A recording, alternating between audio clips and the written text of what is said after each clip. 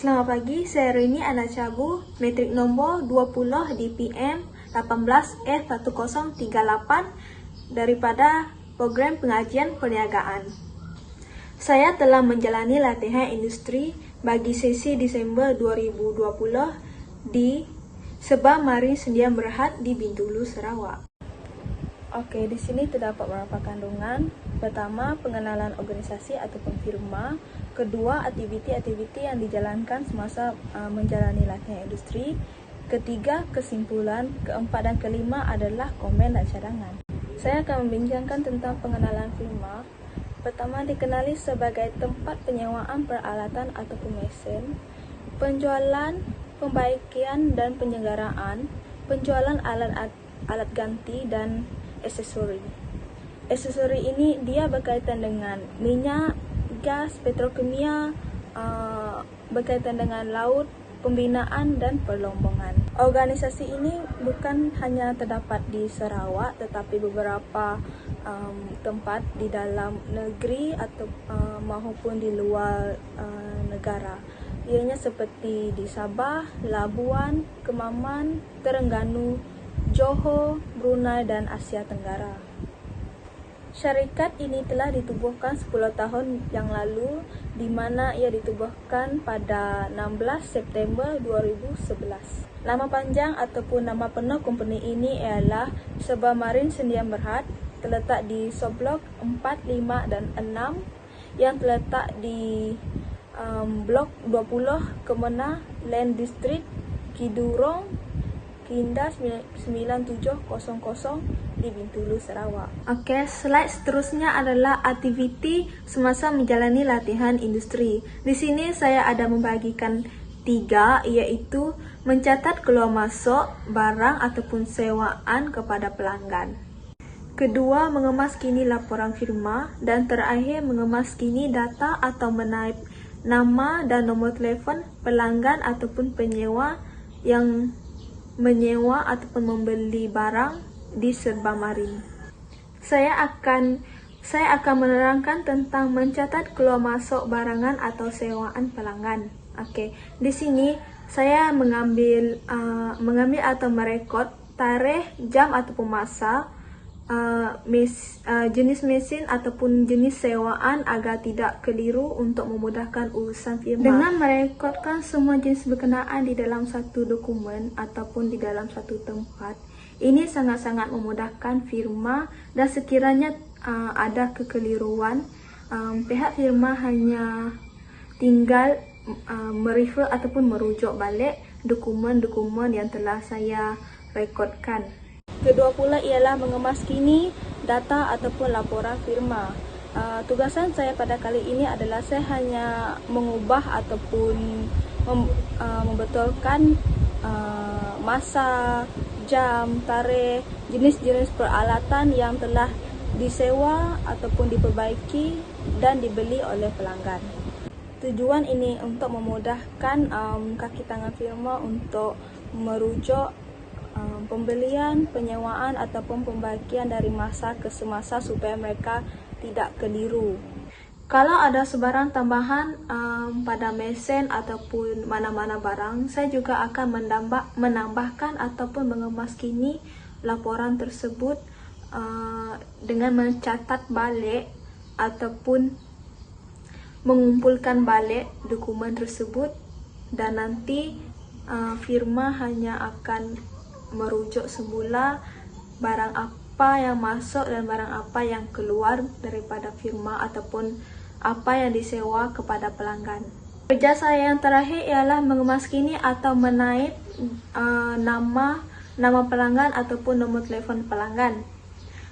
Menaip atau merekod nama dan nombor telefon pelanggan ini, tujuan dia adalah untuk memudahkan kedua-dua belah pihak saling berhubung jika ada urusan ataupun masalah tertentu. Di sini saya hanya menaip ataupun merekodkan nama-nama ataupun nombor telefon pelanggan dengan menggunakan Excel. Oke, untuk kesimpulan pula, yang pertama adalah dapat meningkatkan kemahiran di dalam diri pelajar, terutamanya pada perkara yang baru. Sekiranya ataupun apabila kita berada di firma, kita akan mempelajari benda yang baru di mana benda ini tiada dipoli ataupun tidak pernah dijumpai. Jadi pelajar boleh mengambil peluang ini untuk belajar sesuatu yang baru. Kedua pula adalah dapat mendedahkan para pelajar tentang pekerjaan yang sebenar sekaligus dapat mempersiapkan diri pelajar. Seperti yang kita tahu, setelah tamat menjalani latihan industri ini, banyak pengalaman yang pelajar dapat. Jadi, dengan pengalaman yang mereka perolehi ini, mereka akan dapat mempersiapkan diri dalam menempuhi pekerjaan yang sebenar.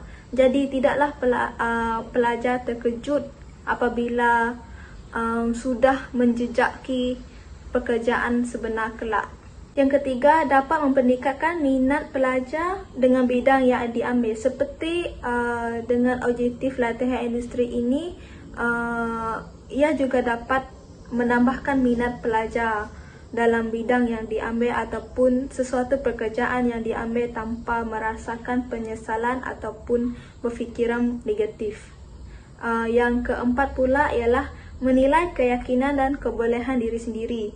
Di sini, pelajar boleh menilai keyakinan dan kebolehan sendiri di mana pelajar dapat berfikir ataupun merasa di mana tahap yang mereka boleh capai.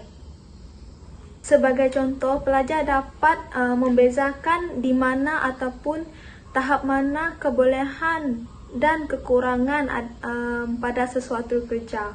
Jadi, sekiranya pelajar dapat mengenali kelebihan mereka, maka mereka boleh teruskan dengan pekerjaan tersebut. Dan sekiranya ada kekurangan, para pelajar pula boleh mengubah diri sendiri ataupun menyediakan diri sendiri untuk memperbaiki kekurangan yang ada. Akhir sekali tentang kesimpulan adalah memperbolehkan pelajar bagaimana menyelesaikan sesuatu masalah ataupun tanggungjawab. Apabila pelajar ataupun kami pelajar diberi sebarang tugasan ataupun tanggungjawab oleh organisasi ataupun firma, jadi pelajar akan berfikir bagaimana untuk menyelesaikan masalah sekiranya tugasan tersebut ada masalah. Di sini juga dapat mematangkan pemikiran pelajar. Untuk slide seterusnya adalah komen. Melalui latihan industri ini, pelajar akan menjadi lebih matang dalam membuat sebarang keputusan dan bersedia untuk menghadapi dunia sebenar alam pekerjaan. Tambahan pula, kemahiran berkomunikasi sedikit sebanyak telah mempertingkatkan sepanjang tempoh latihan industri ini di mana kita menjumpai atau berjumpa dengan pelbagai kaum, bangsa ataupun ragam manusia semasa menjalani latihan industri ini. Jadi sedikit sebanyak kita dapat meningkatkan kita punya skill percakapan ataupun kita punya skill kemahiran pada masa akan datang. Dan sekaligus dapat menambahkan keyakinan diri dalam pelajar. Akhir sekali adalah cadangan. Kajian perlu dilakukan oleh pelajar yang hendak menjalani latihan industri terhadap firma-firma yang pernah mengambil pelatih. Seperti sebelum mengambil ataupun sebelum memohon untuk menjalani latihan industri di sesuatu firma, pelajar sebaiknya ataupun sebagusnya ada menyiasat ataupun mempelajari tentang latar belakang firma tersebut. Okey, melalui kajian awal sebegini, pelajar boleh menyiapkan diri sendiri dari segi aspek mental dan fizikal, di mana kita telah sedia ataupun mengetahui sedikit maklumat tentang firma tersebut sekiranya kita membuat kajian awal. Okey. Jadi semasa latihan industri ini pula, pelajar perlu mengambil sepenuhnya perhatian dan peluang dalam usaha meningkatkan kebolehan diri. Ini kerana untuk kepentingan pada pelajar itu sendiri, di mana peluang sebegini adalah sangat penting ataupun sangat berguna kepada pelajar di mana kita boleh menggunakan pengalaman semasa menjalani latihan industri